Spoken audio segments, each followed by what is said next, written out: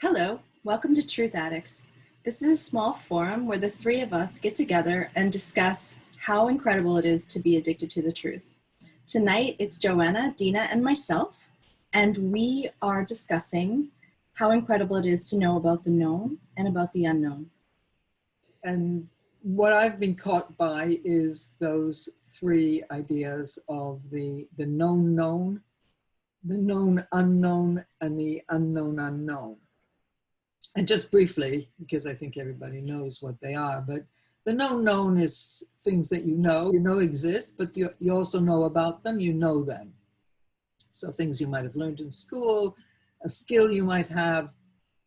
So you know it exists and you've been into it and it's part of, in a way, your experience. So that's the known known. Then there's the known unknown. So you know it exists, but you haven't had personal experience about it. Like I know about Ecuador, I've read about it, but I haven't been there. I haven't experienced it. Right. So for me, it's still the known unknown. There's many skills that I don't have, but I know they exist. What I'm really caught about and what I really want to know more about is the unknown unknown. Because the unknown is the unknown. So I don't even know what it is. But it's something beyond what I know.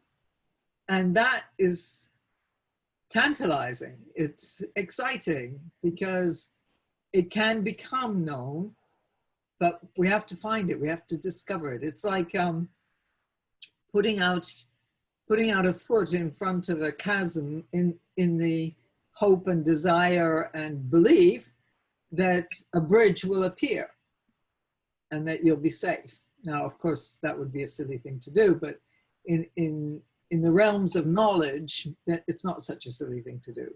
Right.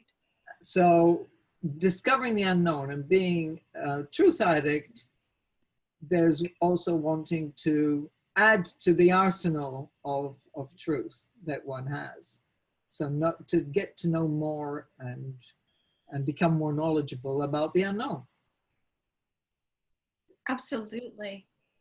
Something that I always try to call over to myself or remind myself is that it's an energy life.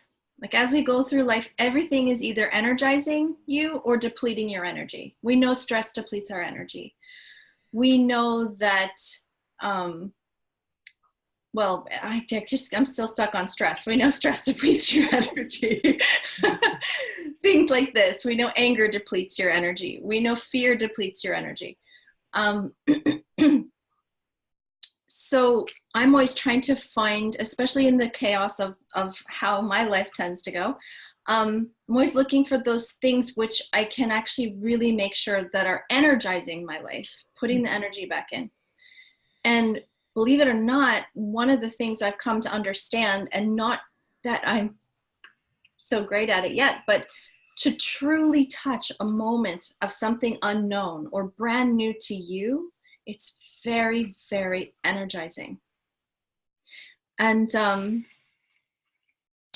one of the things also about it is that it's actually going to be a process.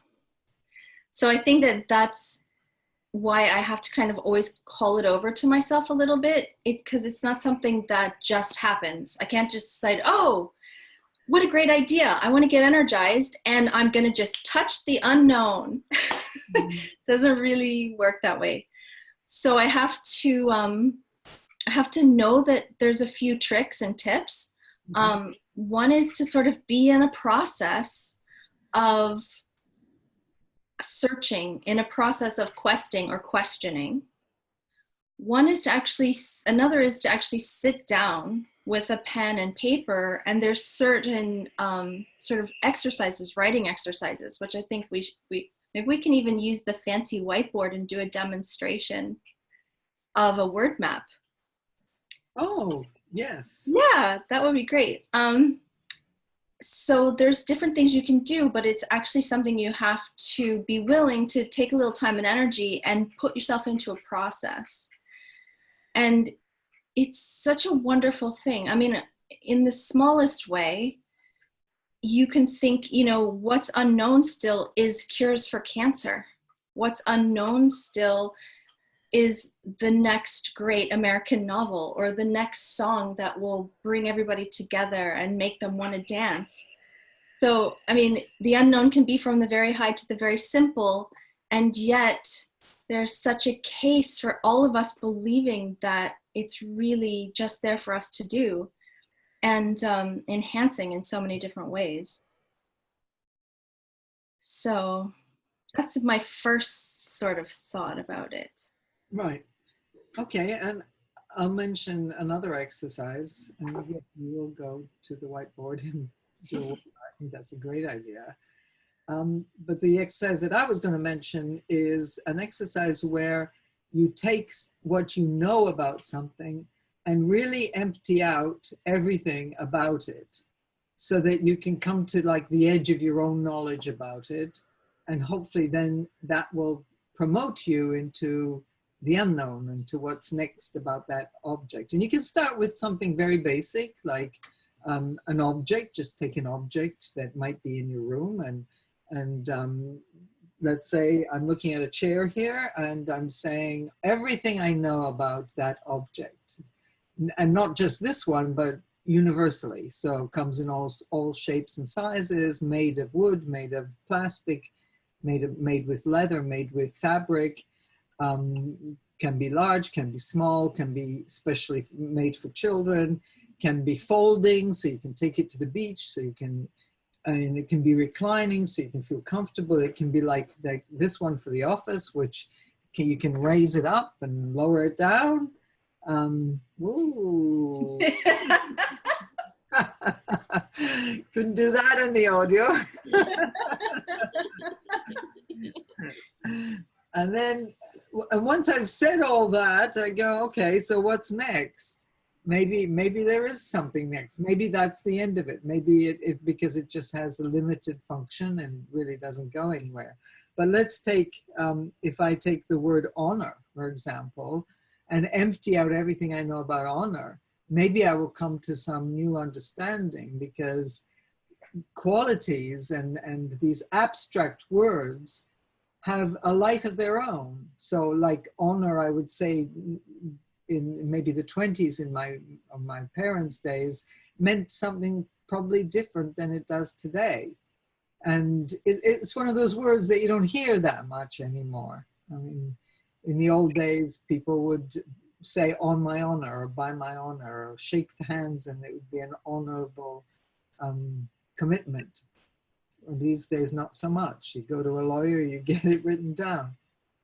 So understanding what it means, and why is it a judge in Britain is called Your Honor. Why would that be? And why would they wear silk? That's an interesting idea, because just to put that in, that in the old days, they understood about energetics. And like you say, that there are certain things that energize you and certain things that don't energize you. And if you're in the court of law and you're dealing with criminals and criminal cases and you're hearing both sides, you want to be impartial and not be influenced by the words, but more by the energy of it. So you wear silk to be protected from the energy that's coming from the accused and from both sides as well. So you can remain impartial. But who knows that these days, right? And they wear wigs as well. They cover their heads in Britain. So it's interesting to look at some of those old customs as well, and why people did what they did. But going back to the idea of emptying out everything you know, and then it's like pushing the envelope and thinking, well, what else could it mean? And then you might think about the fact that that the universe has its own kind of honor, that it is an energy that lives in the universe. And the planet is honorable because it is faithful and it is constant, and you can rely on it. You can rely on the seasons. You know, we've got spring. I know that up north it still feels like winter, but spring is coming. It's here, and it's reliable. It's constant. So that's another exercise that one can do. Sometimes when I look at people, I think about what's behind them. Mhm. Like, what is that? That's actually unknown to me. What I'm looking at right now is actually unknown to me. When I can see everything on the outside, but what's behind them? Mm. Like, why are they? Why did they come here? Have they been here before? Mm. Why do I know them? When I remember to look at things that way, it's thrilling. And I can tell that something else likes it too. Maybe they like it. Maybe something in them likes it. But it's definitely, it's charging. Right. Mm. And tingling. So, and that's not the complete unknown, but it's unknown to me. And some things I might never know, but I still get a kind of intelligence back anyway. The intelligence of, this is important and this is interesting to life, because you can feel something tingle, right? I think we know what you're talking about, but would you be willing to say a little bit more about that? Because to me, that makes total sense. Why I But think yeah, somebody might go, what exactly does she mean? right. I think life is alive. Mm. And I think life is intelligent. And also, in some ways, what intelligence is unknown to me. The search for truth. Why do we want more to be with truth? Right. We want perception, the power of knowledge, and intelligence.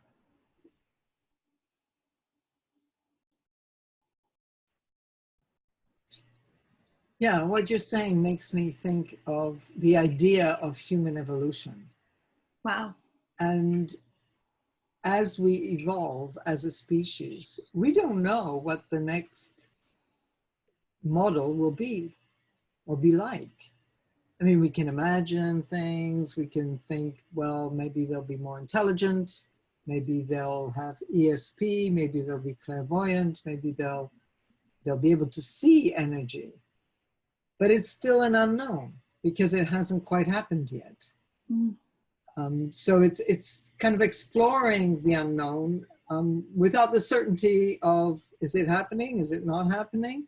But if you add up the history of the human race and the different models that have already existed, it would make sense that there's more to come. And I think that kind of pokes into an idea that has a lot of potency. It kind of has an energy. It's energizing. I don't know, for myself, whenever I think about that and think about what a human being can be, if you can take the best of what already has been, like all the prophets and Jesus the Christ and Buddha and Muhammad and from all over the world, and there have been these people who had these extraordinary abilities, like the ability to heal or the ability to see energies and to be able to predict the future. So if that possibility exists and has existed, then perhaps it will exist, and perhaps one can try and touch it and become it and believe in it and attempt to embody it. Absolutely. Yes. Fantastic. Yeah. And I'm so, yeah, wow, you guys are very inspiring. It just, as you were saying that, I thought, from my own personal history, there was a time when I would never have thought that I was smart enough or, educated enough or anything enough to go looking for some rare truth. And so what it really took for me was to surround myself with good people, similar, you guys, and to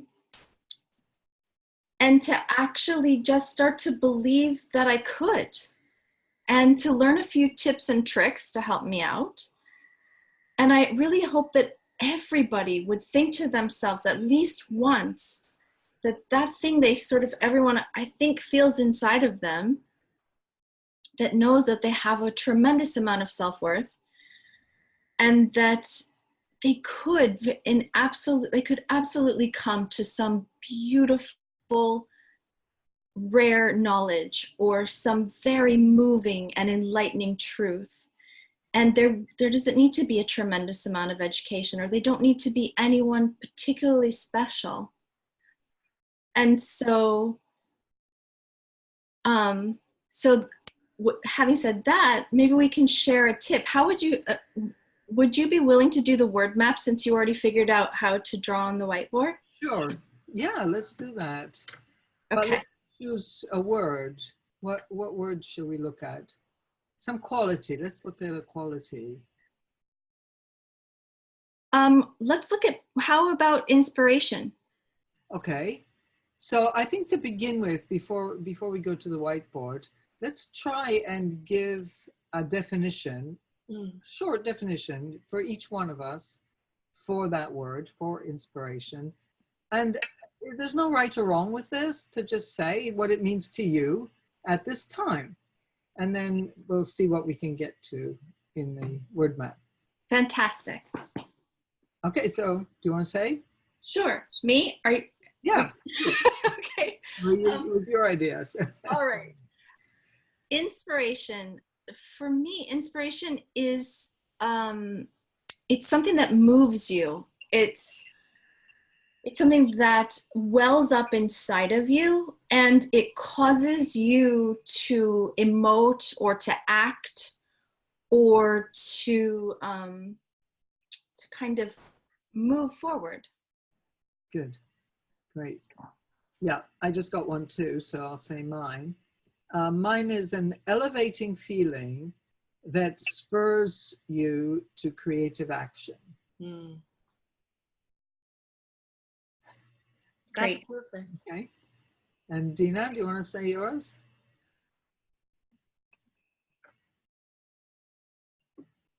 The will to do. Okay. All right, so let's try and do a word map. Maybe not a huge one, and they can be quite big sometimes, but let's just have a go. So I'm going to the whiteboard, and it will be a little awkward because I'm still learning how to do this. That's all right. But let's do it. So I'm going to write in self-word. Nicely done. Oh gosh. Wow, this is great. It's taking forever. That's okay. Patience is a virtue. Yes, that's true. Inspiration. Okay, so we've got our word. You would choose a long one.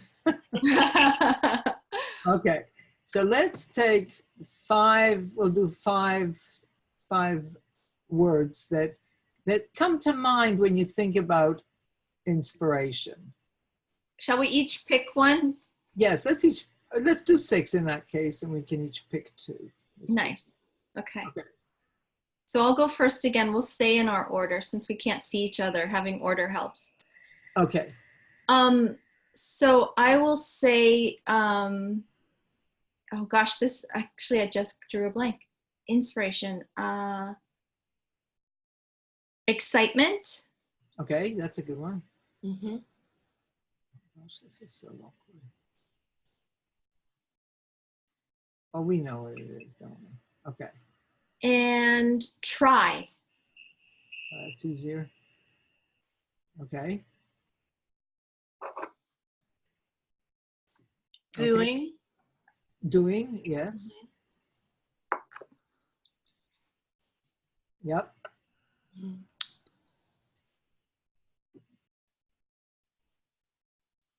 Can be anything. Doesn't have to be a noun. It can be a verb. It can be an adjective. Anything. Satisfaction. Satisfaction. Good one. Okay. You know what it is.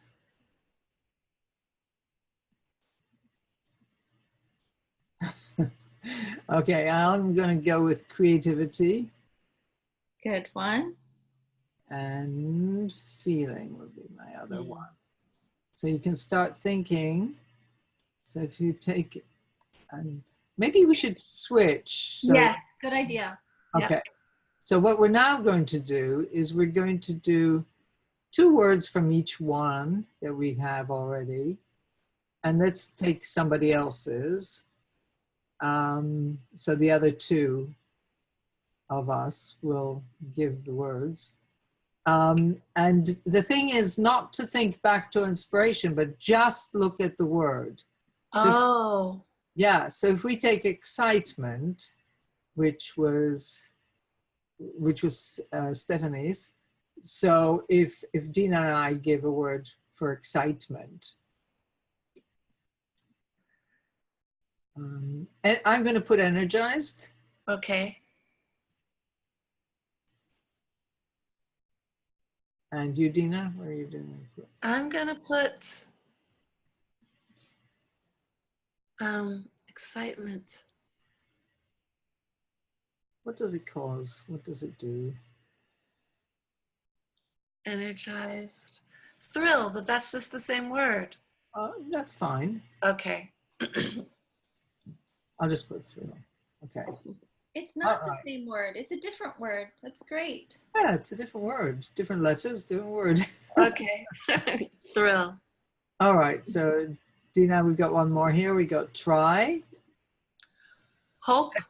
Hope and I'm putting effort. So Oh, good. effort and hope. Okay. Okay. So then we go to doing. Okay, so doing, how about fulfillment? Okay. Getting good at this. Yeah. Not really. Okay, but we know what that is. All right. Oh, I need to do one. Action. Yeah. Okay. And let's go to satisfaction. So again, Stephanie and I. I was thinking fulfillment, but we already have that, so I'll change that. What's coming to mind is a strange word, but warmth. Oh, You know, you just feel good. You feel warm and fuzzy. that's true. That's perfect. Oh, and I'll put accomplishment. You know, what you Yes. get accomplishment, you feel satisfied. That's another long one. That's a really long one. Okay, good. So now we go to creativity. So that will be Dina and Stephanie. Birth. Ooh. Ooh. Okay. And one more. New. Okay. All right. Now I think we can leave it there, but you, oh no, we've got one more here. Yeah. Yep. So what is that word? I'm sorry, I can't read it. Feeling. Feeling. Well, we could do emotion, but No, feeling. Sensitivity. okay.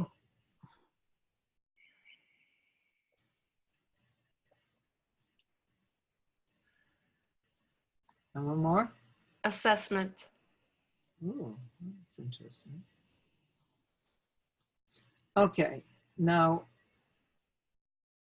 you know, if you got more time, you could then carry on doing one more from each of these, or 2 more.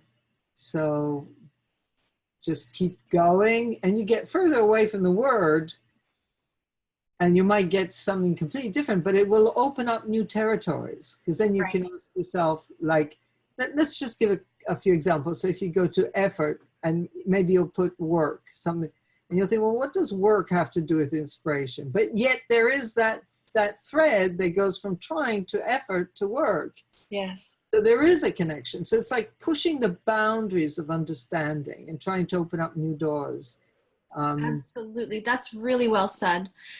And then there's another part to this, which is it once you've kind of opened it up as to the point you're satisfied, then if you can take all the words and attempt to make one true statement about inspiration using all the words you came up with. Yeah, that's the next step. I mean, you don't have to use every single one, because otherwise it might be too much, especially if you have extra words out here. Like birth, you might get baby here, for example. So let's take a moment, and anybody watching this can take a moment as well, and try and put together another statement about inspiration using those words. Okay. But as I said, not all of them, because that might be too much.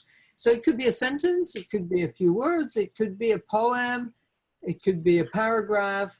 So let's just take a minute and looking at the words. I'll leave the whiteboard there, and just try and put something together, and try and use some of these outlying words, or even add new ones like I did with baby and work, and to make it even more pushing the envelope of understanding.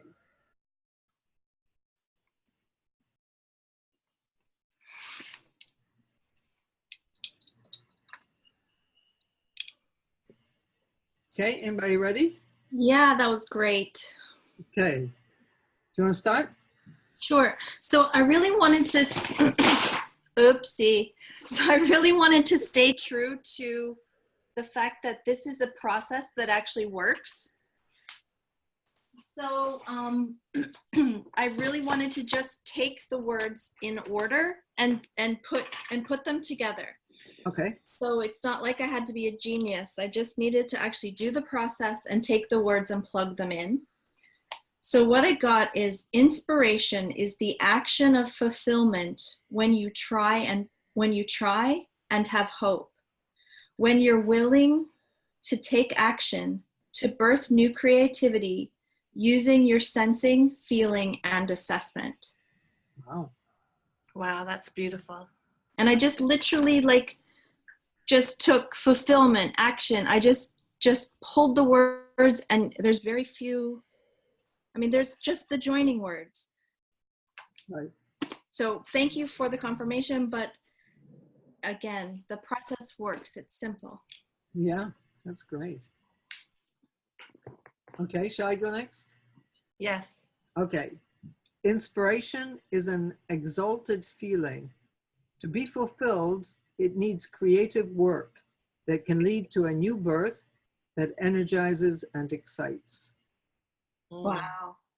That is beautiful. That's great. It's amazing. Again, just using the words. Right. But it really just opens the whole thing up, doesn't it? It does. I want it to be pithy and maybe come at it from a different way than I usually would. So I wrote, inspiration is the baby of warmth and thrill and accomplishment doing the work. That's great. Wow. And I've got to say, I don't think any of us would have written that without this word map, right? No. And how it opens up from that initial statement to this one. Right. That's fantastic. Thank you. Okay, I'm getting rid of the whiteboard. Okay. That was fun. Inspiration is also fun. Yes. We didn't put that in, but yes. Yes. You just came to the next level of understanding about inspiration. That's great. Yeah. So, is there anything else we want to, going back to our known and unknown, is there any, I think it's a good idea to end with questions. Okay. And then I would like to just at the last read a really, really good story, which I think really encourages and explains a bit about the process of searching for the unknown. But can we go around and just say how will we still quest for the unknown, even from where we are now?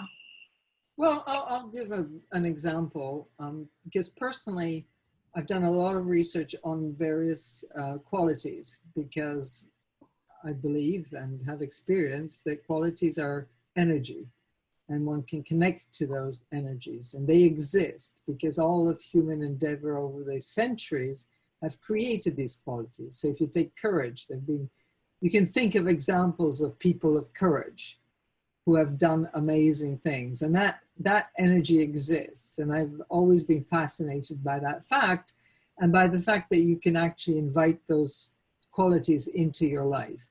So personally, what I like to do is sit down with a piece of paper, choose a quality, maybe do a word map like we've just done, and then try and write about that quality and look for examples in history or among people I know perhaps, and try and describe and try and refine those definitions and those descriptions as best I can.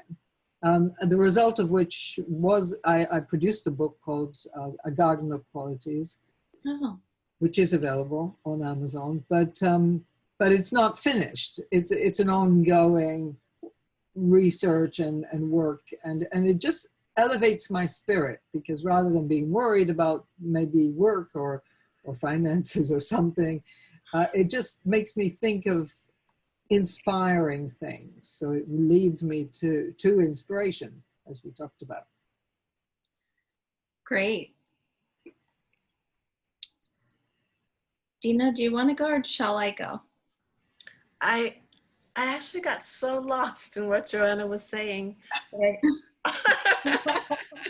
don't remember. Did you ask a question? No, I did not. I was saying about something people can do, was the idea of using it like an exercise. Okay, great. That's fine. I mean, it's wonderful. I mean, that's really rich. I mean, it actually cast a spell on me. I was like, yes. I want to pursue. Oh, that was your question. What will you do to pursue the unknown? Yes. Right. That was the question. Well, yeah, I'm going to do that. Okay, great.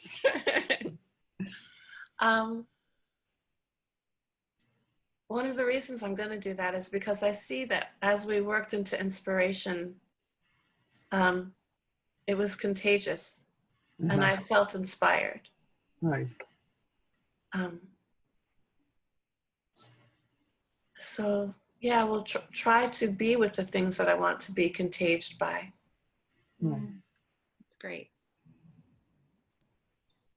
Nice. So, am I interrupting you? No. Okay. So, for me, one of the things I was mentioning earlier is that one of the ways that I've been able to draw the unknown in is to just keep a running commentary of questions, so that some part of me, because we have a conscious, a semi-conscious, and an unconscious, so that some part of me has been directed to keep working on things that I want whilst I'm consciously going about my day. So I like to just always cast out questions. And so I just going live at the moment from where I am, what the questions I would put to the unknown are, or what's unknown for me is, what does it really mean to be here at this time? these times are very interesting, to say the least. There's a lot of changes. There's extraordinarily, profoundly beautiful things happening, and all kinds of people waking up. And at the same time, there's really sad, very inhumane things happening. And I would want to know for myself how to be inside of it all, not to want to get caught up in what's wrong, but to be a champion of how to do something good and to add to the evolution of it all. And so what could I, how can I think better? What could I do?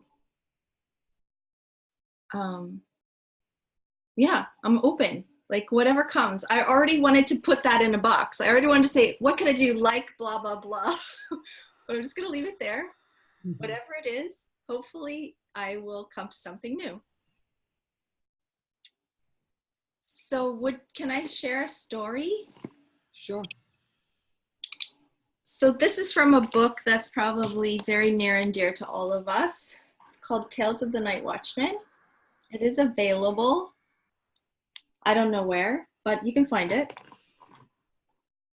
And this story is called The Colored Balls.